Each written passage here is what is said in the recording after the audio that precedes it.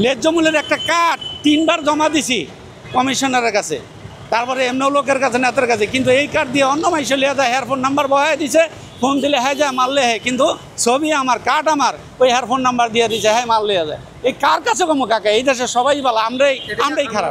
আলহামদুলিল্লাহ এই দেশে আমি মনে করি এই দেশে যখন আমার জন্ম, এই দেশে আমরা আওয়ামী লীগও দেখছি, বিএনপিও দেখছি, জাতীয় পার্টিও দেখছি, অনেক ইসলামী একটা দল এরা খারাইছে। যদি আল্লাহ যদি মানুষের মন ঘুরে যদি মনে করে যে একটা ইসলামী দলের ভোট দেওয়া এটা দরকার, 5টা বছর হইতো দেহক মানুষে, মানে আমরা তো কেউরই, আমরা সবারই তো দেখলাম।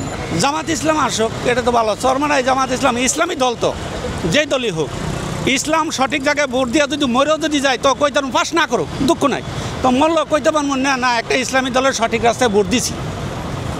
আচ্ছা বর্তমানে দেন আপনার ছেলে মেয়ে, এখন আপনি তো অনেক ইয়াং জেনারেশন, আমাকে ছেলে মেয়ে অন্য আমরা ঠিকঠাক কিনা কিলিকা জানেন, বর্তমানে মেয়েগো যেই ধরনের পোশাক, যেই ধরনের চলাফেরা, মেয়েরা সিগারেট খায়, এমন কোনো নিশা নাই যে না করে, কিন্তু এটা আপনার ঘরের যাকে বিয়ে করবেন সন্তান হইব, তো এই কালচার আপনি ভালো করতে পারবেন না।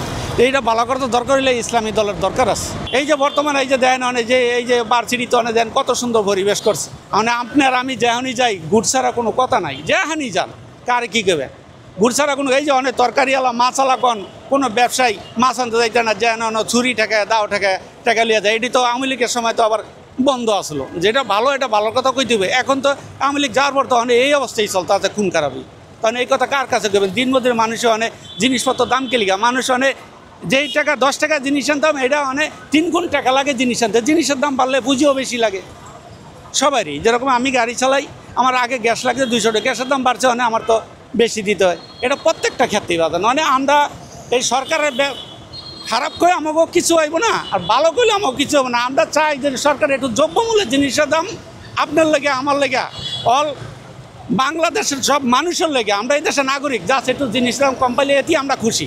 আমাকে 4টা ডাল ভাত খাই আমরা বাড়ি গাড়িও করার কোনো আশা ভরসা নাই, আমরা কিনতে বাড়ি করবো, কিনতে কী করবো, খাই তো বাঁচি না। 1 তারিখে ভাড়া না দিতে হলে বাড়িওয়ালা লাগে তোর মতন বাড়াইতে আমার দরকার নাই, বাইরে যাও তো। অথবা আমার এই যে আমার পরিবার মেডিকেল 2 মাস ধরে ঘর ভাড়া একবার দিছি, এখন এই যে অনেক সিএমএসে আছে, অনেক ডায়ালিসিস করাইতে হয় 1 দিন বাদে সপ্তাহে 3 দিন, মানে আমি এইটা খরচ পাই না। কত মানুষের আতবাও ধরছি, কেউ তো আমার সাহায্য সুবিধা করে না।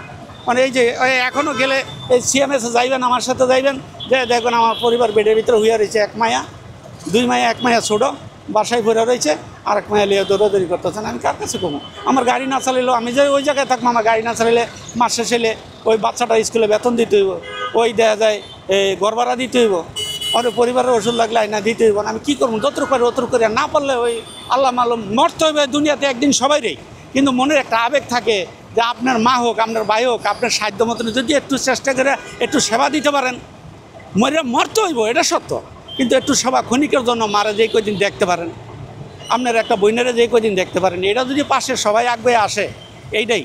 কিন্তু আমি আপনি কেউ চিরজীবন থাকতে পারবো না, থাকার জন্য কেউ আসতে পারি নাই, ক্ষণিকের জন্য। এই পর্যন্ত মনে করেন 3বার তার কাছে ছবি আইডি কার্ড জমা দিছি, এই কার্ড দিয়ে অন্য মাইসে লিয়ে যায়, কিন্তু আমাকেও কাটা আহে না। ন্যায্য মূল্যের একটা কার্ড 3বার জমা দিছি কমিশনারের কাছে, তারপরে এমন লোকের কাছে নেতার কাছে, কিন্তু এই কার্ড দিয়ে অন্য মাইসে লিয়ে যায়, হেয়ারফোন নাম্বার বহায় দিছে, ফোন দিলে হ্যাঁ যায় মারলে হ্যাঁ, কিন্তু ছবি আমার, কার্ড আমার, ওই হেয়ারফোন নাম্বার দিয়ে দিছে, হ্যাঁ মারলে যায়। এই কার কাছে কমো কাকা? এই দেশে সবাই ভালো, আমরাই খারাপ।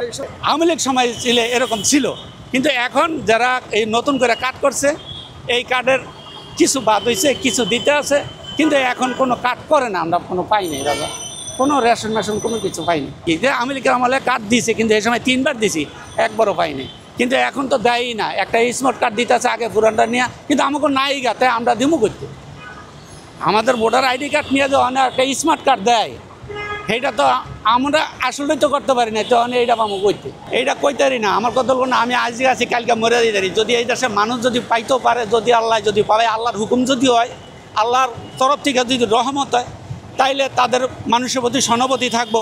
আর আল্লাহর রহমত না হইলে আমি মনে করি ওই যত ভালো মানুষ হোক তার মনটা খারাপ হইতে 1 সেকেন্ড লাগে, তাই না? আমরা 1000 বছর দেখতে আছি, আপনার ছেলে ভালো, এক মালিকের 50 বছর চাকরি করলেন না, ছেলে ভালো, 1 সেকেন্ডের ভিতরে আপনি খারাপ হয়ে গেলেন।